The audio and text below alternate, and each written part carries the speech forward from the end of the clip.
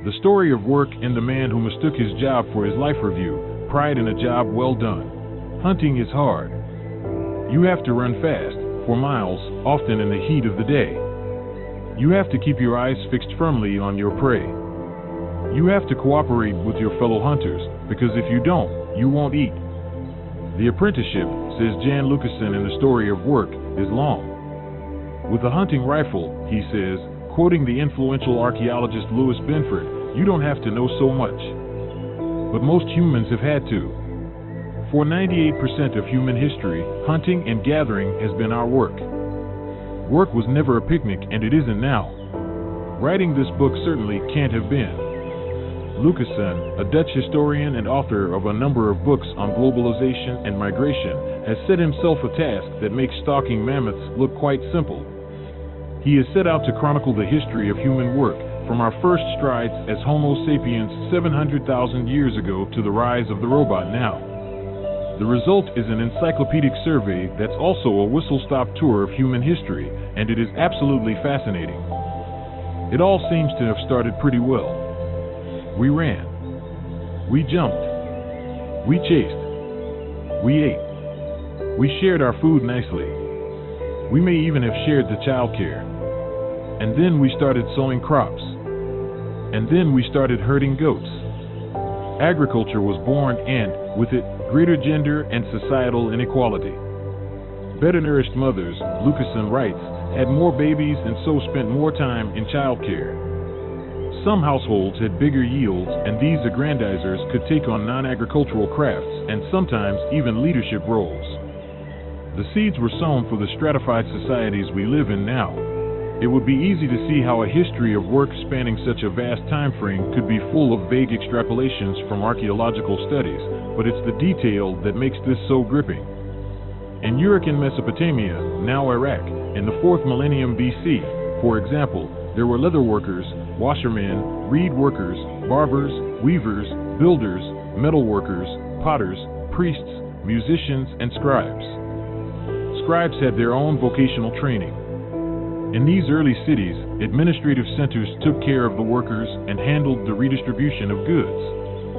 This was often on a rather paternalistic model.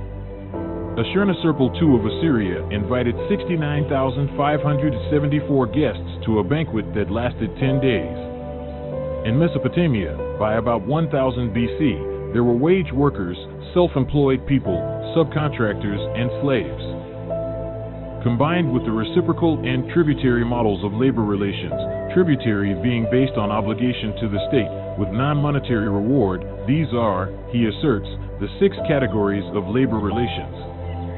From this point, he says, the history of work may be conceived as an endless shift between these basic forms. Much of it sounds grueling, but there is nothing new about pride in a job well done. I am a craftsman who excels in his art and is at the forefront of knowledge, says one Egyptian Lucassen quotes from 2000 BC. He boasts about his understanding of hieroglyphs around 3,500 years before Gutenberg presented his printing press. But book printing, Lucassen explains, was invented before Gutenberg in China and Korea in the 8th century AD. Manuals for agricultural and textile technology were, apparently, extremely popular. Lucassen takes us on a breakneck journey from the first strike by workmen at a temple during the reign of Ramesses III to the stage-managed productivity of Alexei G. Stakhanov in Stalinist Russia, and from Inca irrigation and human sacrifice to the Amazon that now seems to rule the world. The breadth of the scholarship is breathtaking, but the prose is clear and sometimes leavened by dashes of dry wit. After quoting the utopian reflections of the Chinese historian Sima Qian, c. 145-86 BC, on the goods that will naturally flow forth ceaselessly from a worker who delights in his own business, Lucassen observes Riley, another Chinese literate, preferred to point to the reality rather than theory, and expressed compassion for his toiling compatriots.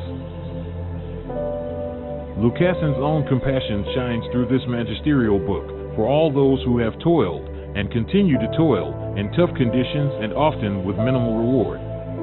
One of the most shocking themes to emerge is the scale of slavery. Between 900 and 600 BC, the Assyrian Empire deported more than 4.5 million men, women, and children, set to work as prisoners of war. Slavery seems to have existed in most human societies and been condoned by most religions, including Christianity and Islam. Most of the voices have been silenced, of course, but Lucassen quotes a few. One is that of a man called Oluwale Kosola, who told the American writer Zora Neale Hurston how he was captured into slavery in Benin in 1860 at the age of 19. "My eyes they stop crying," he said, "but the tears run they down inside me all the time."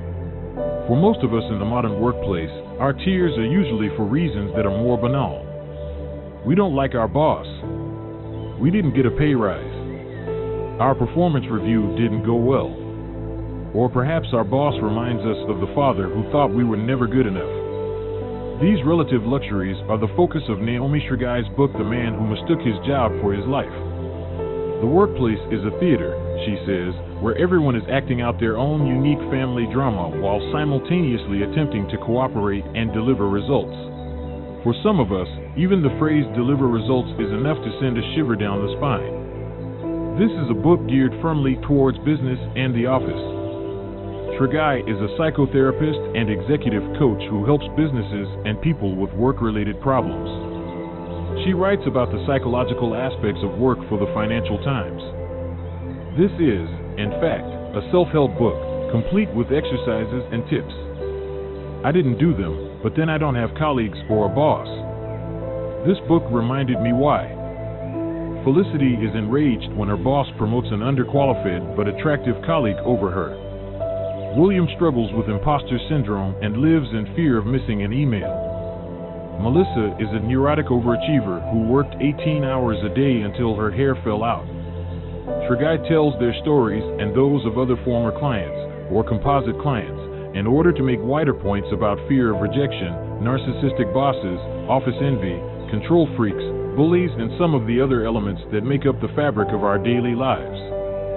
What can sound trivial in the telling can, of course, seem Shakespearean to the teller.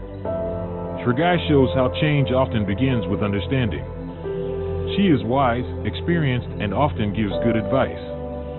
The trouble is that for most people with any kind of psychological knowledge, quite a lot of it will feel pretty basic. Those trying to battle imposter syndrome should, apparently, keep a curious mindset, separate rational from irrational thoughts, and recognize that uncertainty is a reality of working life. Well, sure, but it's rarely rational thought that rules our hearts.